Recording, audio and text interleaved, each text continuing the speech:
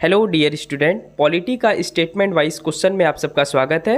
ये टेस्ट बिल्कुल 71st BPSC PT question पर आधारित है और आपके लिए सबसे पहले बीपीएससी एईडीओ में काम आएगा, उसके बाद 72 बीपीएससी पीटी में ये काम आएगा। ठीक है, तो चलिए शुरुआत करते हैं टेस्ट नंबर 3 की।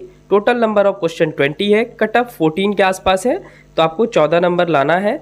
दूसरी बात है, आप खुद से टेस्ट बनाएंगे, क्वेश्चन खुद से भी पढ़ेंगे, मैं भी पढ़ूंगा, लेकिन आप वीडियो पॉज करके पहले खुद से आंसर बनाइए, उसके बाद मैं आपको आंसर बता दूंगा। ठीक है, क्योंकि एईडीओ में काफ़ी अच्छा जीके पूछने वाला है, काफ़ी अच्छा क्वेश्चन आएगा। वन लाइनर के चक्कर में ना रहे, वन लाइनर भी आएगा पर आपका थोड़ा सा कॉन्सेप्ट वाला ज़्यादा आएगा। तो चलिए शुरुआत करते हैं क्वेश्चन नंबर 41 से। दो टेस्ट में आप सब ज़्यादा से ज़्यादा प्यार दे रहे हैं, उसके लिए थैंक यू। और अभी पॉलिटी चलेगा, लगभग 15 से 20 दिन चलेगा और 400 क्वेश्चन के आसपास मैं आपको स्टेटमेंट वाइज करवाऊंगा। 300 से 400 क्वेश्चन के बीच में आई थिंक पॉलिटी का जो मुख्य स्टेटमेंट वाला क्वेश्चन है वो समाप्त हो जाएगा। उसके बाद हम सब ज्योग्राफी की ओर बढ़ेंगे। तो चलिए शुरुआत करते हैं आज के टेस्ट की 41 नंबर से, और लास्ट में मैं आपको पेड बैच का भी इंफॉर्मेशन दे दूंगा, तो आप सब वहां पे लास्ट तक वीडियो में बने रहेंगे तो आपको लास्ट में इंफॉर्मेशन मिल जाएगा। चलिए शुरुआत करते हैं। क्वेश्चन नंबर 41 है, राष्ट्रीय पिछड़े वर्ग के लिए आयोग के संबंध में सही कथन चुने। पहला स्टेटमेंट है, मूल रूप से मंडल मामले में उच्चतम न्यायालय के निर्णय 1992 के अनुसार राष्ट्रीय पिछड़ा वर्ग आयोग की स्थापना वर्ष 1993 में एक सांविधिक निकाय के रूप में की गई। दूसरा, 102 संविधान संशोधन अधिनियम 2018 के तहत नई धारा 338 ख जोड़कर संवैधानिक दर्जा दिया गया। आपको बताना है इनमें से कौन सा सही है, दोनों के दोनों स्टेटमेंट सही है या एक स्टेटमेंट सही है या दोनों गलत है। तो 41 का जो सही आंसर हो जाएगा वो हो जाएगा सी नंबर, 1 और 2 दोनों। यानी पहले मुख्य रूप से राष्ट्रीय पिछड़े वर्ग के लिए जो आयोग बना था उसको 1993 में एक सांविधिक निकाय दिया था। संवैधानिक निकाय उस टाइम नहीं बना था, ये सांविधिक कानूनी निकाय था। ठीक है, उसके बाद 102वां संविधान संशोधन हुआ, 102 2018 में हुआ और एक नया अनुच्छेद जोड़ा गया 338 को और इसको संवैधानिक दर्जा दिया गया। ठीक है, तो पहले ये सांविधिक निकाय था, बाद में 2018 में संवैधानिक निकाय बना। तो राष्ट्रीय पिछड़ा आयोग अगर अभी पूछ ले कि कैसा आयोग है, सांविधिक निकाय है या संवैधानिक, तो अब बोलेंगे आप संवैधानिक निकाय है। ठीक है, नेक्स्ट 42 है, भारत के महान्यायवादी के संबंध में सही कथन चुने। पहला स्टेटमेंट है, भारत सरकार का पूर्णकालीन सदस्य होता है। दूसरा है, कानूनी मामले पर भारत सरकार को सलाह दे सकता है। तीसरा है, भारत के सभी न्यायालय में सुनवाई का अधिकार इन्हें नहीं है, सिर्फ उच्चतम न्यायालय में सुनवाई का अधिकार है। चौथा है, यह देश का सर्वोच्च विधि अधिकारी है। आपको इनमें से सही कथन चुनना है भारत के महान्यायवादी के संबंध में। बहुत ही इंपॉर्टेंट क्वेश्चन है ये। तो 42 का जो सही आंसर हो जाएगा वो हो जाएगा बी नंबर, 2 और 4। ठीक है, तो सबसे पहला स्टेटमेंट जो बोल रहा है, भारत सरकार का ये पूर्णकालीन सदस्य नहीं होता है, अंशकालीन सदस्य होता है। 71st बीपीएससी में इससे रिलेटेड क्वेश्चन पूछा गया था। तो भारत सरकार का पूर्णकालीन सदस्य नहीं होता है। दूसरा बात है, तीसरा जो स्टेटमेंट है ये गलत है, क्योंकि भारत के महान्यायवादी को सभी न्यायालय में सुनवाई करने का अधिकार होता है। ठीक है, तो पहला स्टेटमेंट, भारत सरकार का पूर्णकालीन सदस्य नहीं होता है, अंशकालीन होता है। ठीक है, तीसरा है कि भारत के सभी न्यायालय में, चाहे वो उच्च न्यायालय हो, उच्चतम न्यायालय हो, सभी न्यायालय में इनको सुनवाई का अधिकार है। इस प्रकार 42 का आंसर हो जाएगा बी नंबर। 2 और 4 स्टेटमेंट सही है, 1 और 3 गलत है। Question number 43, GST goods and service tax बोलते हैं। तो जीएसटी परिषद के संबंध में सही कथन चुने। पहला है, जीएसटी परिषद का अध्यक्ष भारत के वित्त मंत्री होते हैं। दूसरा है, 101 संविधान संशोधन अधिनियम 2016 के माध्यम से इसे लागू किया गया। तीसरा है, जीएसटी परिषद में कुल 35 सदस्य होते हैं, 35 सदस्य होते हैं। चौथा है, जीएसटी परिषद का सचिवालय मुंबई में स्थित है। आपको जीएसटी के संबंध में सही कथन चूज करना है, तो आप सब अपना पहले आंसर कर लें। तो 43 का सही आंसर हो जाएगा ए नंबर, केवल 1 और 2, यानी स्टेटमेंट नंबर 1 और स्टेटमेंट नंबर 2 ये बिल्कुल सही है। तीसरा स्टेटमेंट को देखते हैं, जीएसटी परिषद में कुल 35 सदस्य नहीं होते हैं बल्कि 33 सदस्य होते हैं, यानी 33 सदस्य होते हैं। ठीक है, वित्त मंत्री मिला करके। चौथा है, जीएसटी परिषद का सचिवालय मुंबई में नहीं है बल्कि जीएसटी परिषद का सचिवालय दिल्ली में स्थित है। इस प्रकार से सही आंसर हो जाएगा 43 का ए नंबर, केवल 1 और 2। आगे बढ़ते हैं।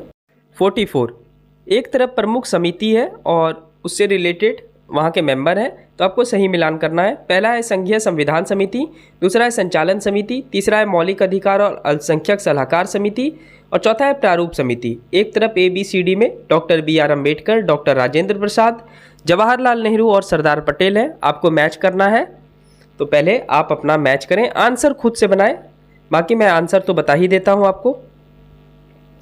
तो 44 का सही आंसर हो जाएगा आपका A नंबर, यानी संघीय संविधान समिति के अध्यक्ष जो थे वो जवाहरलाल नेहरू थे। संचालन समिति ये राजेंद्र प्रसाद के हाथ में था। मौलिक अधिकार और अल्पसंख्यक सलाहकार समिति ये सरदार पटेल के हाथ में था। और प्रारूप समिति हमारे डॉक्टर BR अम्बेडकर के पास था। ठीक है, तो इस प्रकार से आंसर हो जाएगा 44 का A नंबर, 1 का C, 2 का B, 3 का D और 4 का A। इस प्रकार से मैच द फॉलोइंग काफी आ सकता है AEDO एग्जाम में। आगे बढ़ते हैं। 45 नंबर क्वेश्चन है, वित्त आयोग के संबंध में सही कथन चुने। पहला स्टेटमेंट है भाग 12 में इसे अनुच्छेद 280 के तहत स्थापित किया गया है। दूसरा, यह एक अर्ध न्यायिक निकाय है। तीसरा है प्रथम वित्त आयोग 1951 के अध्यक्ष KC नियोगी थे। वैसे अभी 16th वित्त आयोग के अध्यक्ष डॉक्टर अरविंद पनगड़िया है। तो ये तो करंट अफेयर्स हो गया। बाकी आपको इस 3 स्टेटमेंट में चूज करना है कि क्या सही है। तो 45 का सही आंसर हो जाएगा A नंबर, 1, 2 और 3, यानी वित्त आयोग जो है इसके तीनों स्टेटमेंट बिल्कुल सही है। अनुच्छेद 280 के तहत वित्त आयोग की स्थापना 5 वर्ष के लिए किया जाता है। यह एक अर्ध न्यायिक निकाय है और प्रथम वित्त आयोग 1951 के अध्यक्ष KC नियोगी थे और अभी अरविंद पनगड़िया है जो कि 16 वित्त आयोग के अध्यक्ष हैं। क्वेश्चन नंबर 46, निम्नलिखित में से कौन से वित्त आयोग के प्रमुख कार्य हैं? आपके ऑप्शन है A नंबर, केंद्र और राज्यों के बीच करों की शुद्ध आय का वितरण। B है केंद्र द्वारा यानी भारत की संचित निधि से राज्यों को दिए जाने वाले सहायता अनुदान को नियंत्रित करना या निर्देशित करना। C है राज्य वित्त आयोग द्वारा की गई सिफारिश के आधार पर राज्य की संचित निधि को बढ़ाने के उपाय करना। और D है उपयुक्त में से एक अधिक। आपको बताना है वित्त आयोग के क्या कार्य हैं। तो 46 का सही आंसर हो जाएगा D नंबर, उपयुक्त में से एक अधिक। तो वित्त आयोग जो 5 साल के लिए गठित होता है उसके ये तीनों कार्य है जो कि ABC में लिखा गया है। तो केंद्र और राज्यों के बीच कर का वितरण करता है। केंद्र द्वारा यानी भारत की संचित निधि से किस किस राज्य को सहायता अनुदान देना है वो भी नियंत्रित और निर्धारित करता है। इसके अलावा जितने भी राज्य में वित्त आयोग बनते हैं तो उसके द्वारा कुछ भी अगर सिफारिश किया जाता है तो उसको उपाय करता है। ठीक है, तो तीनों का तीनों स्टेटमेंट सही है, D। क्वेश्चन नंबर 47, राज्य मानव अधिकार आयोग चयन समिति में कौन कौन शामिल होते हैं? स्टेटमेंट नंबर 1 है मुख्यमंत्री जो कि अध्यक्ष होते हैं प्लस विधानसभा का अध्यक्ष। दूसरा है विधान परिषद के सभापति। तीसरा है विधानसभा और विधान परिषद दोनों में विपक्ष के नेता। चौथा है देश के प्रधानमंत्री और पांचवा है राज्य के गृह मंत्री। आपको राज्य मानव अधिकार आयोग के चयन समिति के बारे में बताना है कौन कौन शामिल होते हैं। तो 47 का सही आंसर हो जाएगा आपका C नंबर, 1, 2, 3 और 5, यानी स्टेटमेंट नंबर जो 4 है देश के प्रधानमंत्री ये शामिल नहीं होते हैं, बाकी सभी लोग शामिल होते हैं। और राज्य मानव अधिकार आयोग 6 चयन समिति होता है, मतलब इसमें 6 मेंबर होते हैं। तो देखिए मुख्यमंत्री, विधानसभा के अध्यक्ष दूसरा मेंबर हो गया, मुख्यमंत्री 1, विधानसभा के अध्यक्ष दूसरा, विधान परिषद के सभापति तीसरा, विधानसभा और विधान परिषद के दोनों में विपक्षी नेता यानी 3 और 2 5, और राज्य के गृह मंत्री 6, यानी राज्य मानव अधिकार में टोटल 6 मेंबर होता है इसके चयन समिति में। देश के प्रधानमंत्री इसमें नहीं होते हैं। जब राष्ट्र मानव अधिकार आयोग का गठन होगा तो वहां पे देश के प्रधानमंत्री आएंगे, तो हम सब किसी ना किसी क्वेश्चन में डिस्कस करेंगे। इस प्रकार राज्य मानव अधिकार आयोग 6 चयन समिति आयोग है और इसका आंसर C नंबर हो जाएगा, 1, 2, 3 और 5। क्वेश्चन नंबर 48, शास्त्रीय भाषा का दर्जा देने के संबंध में कौन सा कथन सही है? पहला स्टेटमेंट है 2005 में शास्त्रीय भाषा का दर्जा प्राप्त करने वाला पहला भाषा तमिल था। दूसरा है वर्ष 2004 में भारत सरकार ने शास्त्रीय भाषा की नई श्रेणी देने का निर्णय लिया। तीसरा है वर्तमान में भारत में कुल 11 शास्त्रीय भाषा है। आपको इसमें से सही कथन चूज करना है। तो 48 का सही आंसर हो जाएगा B नंबर, केवल 2 और 3, यानी स्टेटमेंट नंबर 1 ये गलत है। गलत कैसे है वो मैं आपको बता देता हूं। तो 2005 में शास्त्रीय भाषा का दर्जा प्राप्त करने वाला पहला भाषा तमिल तो था, पर ये 2005 में नहीं, ये 2004 में हुआ था। ठीक है, तो 2004 रहता तो ये स्टेटमेंट सही हो जाता। तो 2004 में शास्त्रीय भाषा का दर्जा प्राप्त करने वाला पहला भाषा तमिल था और इसी साल 6 शास्त्रीय भाषा को दर्जा दिया गया है। पहले 5 था और इस साल 6 दिया गया है, तो टोटल हो गया 11। इस प्रकार 48 का आंसर B हो जाएगा, केवल 2 और 3। क्वेश्चन नंबर 49, निम्नलिखित में से कौन सा सूचकांक नीति आयोग द्वारा जारी नहीं किया जाता है? क्वेश्चन पे गौर करेंगे, यहाँ पे पूछ रहा है नीति आयोग द्वारा जारी नहीं किया जाता है कौन सा इंडेक्स। आपके सामने स्टेटमेंट है, पहला SDG, इंडिया इंडेक्स यानी sustainable development goal India index, दूसरा है विश्व निवेश रिपोर्ट, तीसरा है अटल इनोवेशन मिशन, चौथा है समग्र जल प्रबंधन सूचकांक और पांचवा है बी रेडी रिपोर्ट। आपको इसमें से ये बताना है कि नीति आयोग द्वारा कौन सा रिपोर्ट जारी नहीं किया जाता है। तो 49 का सही आंसर हो जाएगा ए नंबर, केवल 2 और 5। तो दूसरा क्या है, विश्व निवेश रिपोर्ट, ये कौन जारी करता है, तो ये अंकटाड जारी करता है, ठीक है। उसके बाद आते हैं पांचवें में बी रेडी रिपोर्ट। तो पहले विश्व बैंक द्वारा ease of doing business report जारी किया जाता था, तो अब उसको हटा करके उसी के स्थान पे बी रेडी रिपोर्ट लाया गया है। तो बी रेडी रिपोर्ट विश्व बैंक जारी करता है, विश्व निवेश रिपोर्ट अंकटाड जारी करता है। आंसर हो जाएगा ए नंबर, केवल 2 और 5। अगर आपको प्रश्न का स्तर सही लगता है तो नीचे कमेंट सेक्शन में अपना फीडबैक जरूर दें और अपना मार्क्स जरूर बताएं कि आपको कितना 20 में से आ रहा है। चलिए आगे बढ़ते हैं। 50 नंबर, भारत के निर्वाचन आयोग के अध्यक्ष की नियुक्ति में कौन शामिल नहीं होता है। जैसे अभी ज्ञानेश कुमार भारतीय निर्वाचन आयोग के अध्यक्ष हैं, तो ज्ञानेश कुमार की नियुक्ति में कौन शामिल नहीं होता है, ये आपको बताना है।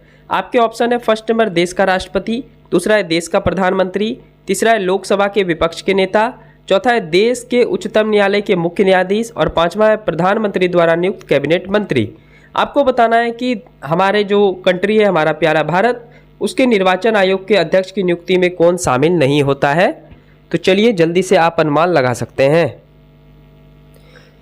तो 50 का आंसर हो जाएगा बी नंबर, केवल 1 और 4। यानी निर्वाचन आयोग की नियुक्ति में देश के राष्ट्रपति और देश के उच्चतम न्यायालय के मुख्य न्यायाधीश का कोई रोल नहीं होता है। एक्चुअल में मैं आपको बात बताता हूँ, ये क्वेश्चन बहुत ही इंपॉर्टेंट हो जाता है क्योंकि पहले जो है निर्वाचन आयोग में 3 लोग शामिल होते थे।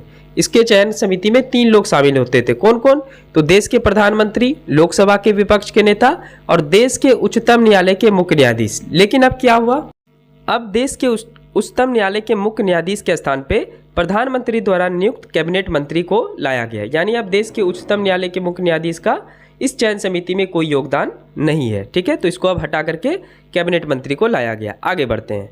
51 है, पंचायत के अनुच्छेद से संबंधित उनके तथ्य का सही मिलान करें।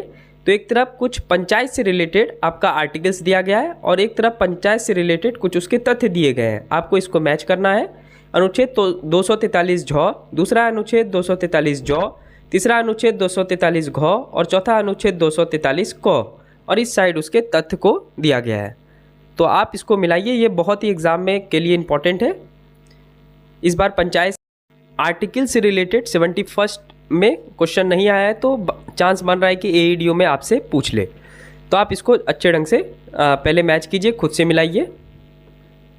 तो 51 का सही आंसर हो जाएगा आपका सी नंबर, यानी पहला का बी। अनुच्छेद 243 झ वित्त आयोग से संबंधित है। ये वित्त आयोग पंचायत से रिलेटेड है, ठीक है। एक वित्त आयोग जो भारत बनाता है तो वो 280 अनुच्छेद 280 के तहत उसका स्थापना हुआ है। ये पंचायत के वित्त आयोग के बारे में मैं बात कर रहा हूँ, तो कोई कंफ्यूजन नहीं होना चाहिए।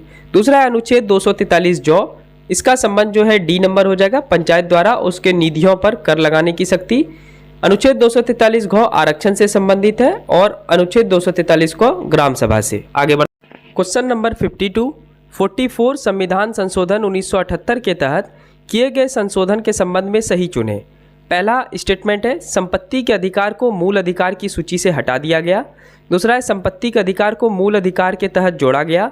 तीसरा है भाग 12 के अनुच्छेद 300 क के तहत संपत्ति का अधिकार एक विधिक अधिकार बन गया है। आपको इनमें से सही चूज करना है कि 44 संविधान संशोधन 1978 के तहत संपत्ति के अधिकार से रिलेटेड कौन सा कथन सही है।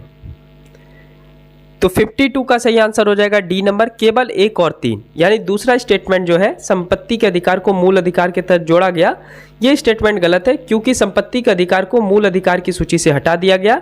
इससे पहले टोटल 7 मूल अधिकार हुआ करते थे, उनमें से इसको हटा दिया गया है, तो अब मूल अधिकारों की संख्या बच गई है 6, ठीक है। तो पहला और तीसरा स्टेटमेंट बिल्कुल सही है। और आप याद रखेंगे संपत्ति के अधिकार को अनुच्छेद 300 क के तहत विधिक अधिकार बना दिया गया है, और यह अनुच्छेद 300 को बहुत ही इंपॉर्टेंट हो जाता है आपके एग्जाम के लिए क्योंकि इसको हटा करके बाद में जोड़ा गया है। तो ऐसा आर्टिकल्स आपके एग्जाम में पूछा जा सकता है। 52 का सही आंसर हो जाएगा डी नंबर, केवल 1 और 3 इज द राइट आंसर।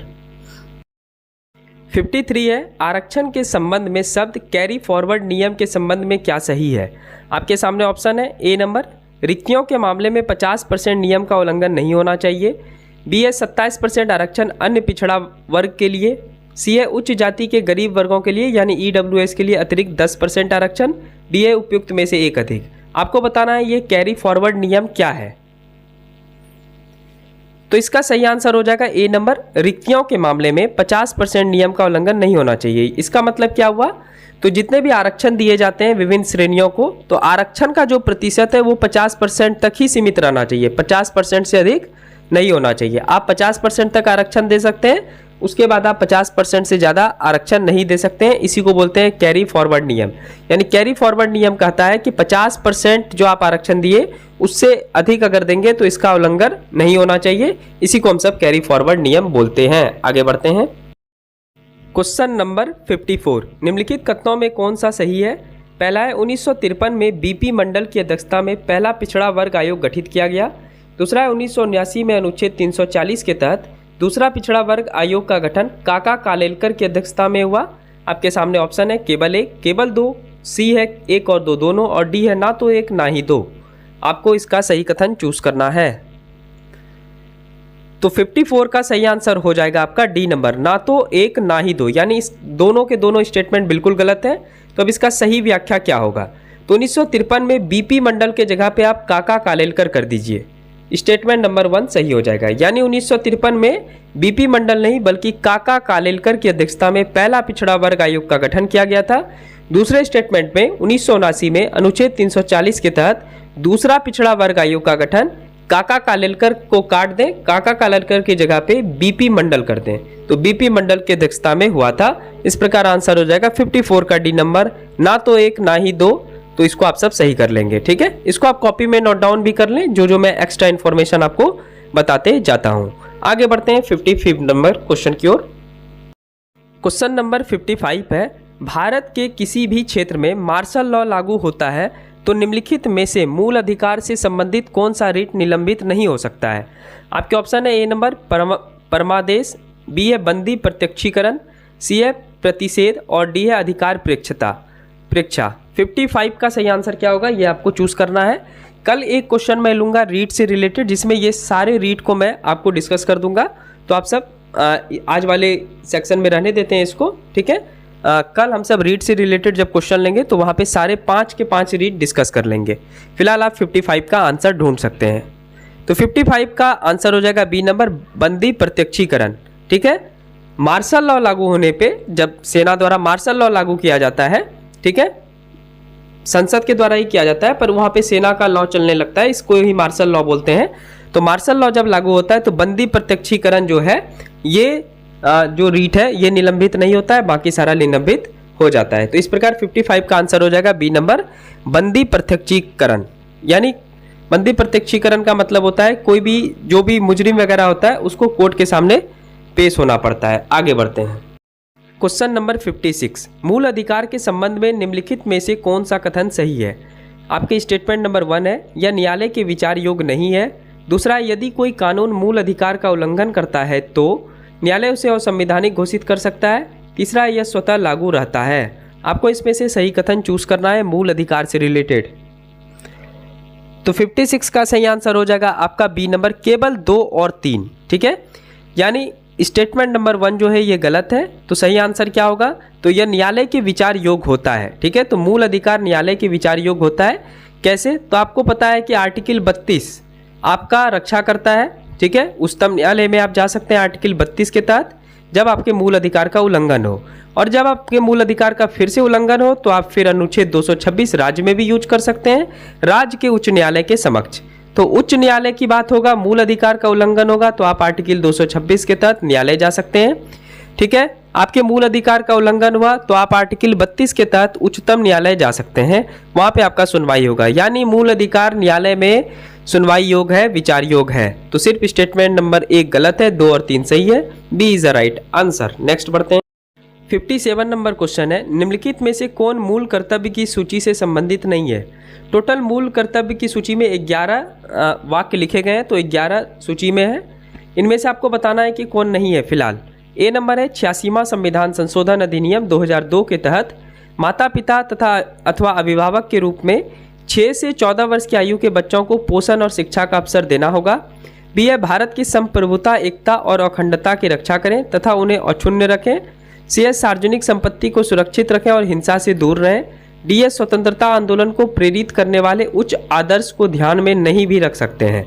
आपको इसमें से चूज करना है कि कौन सा वाक्य जो है वो मूल कर्तव्य में नहीं है।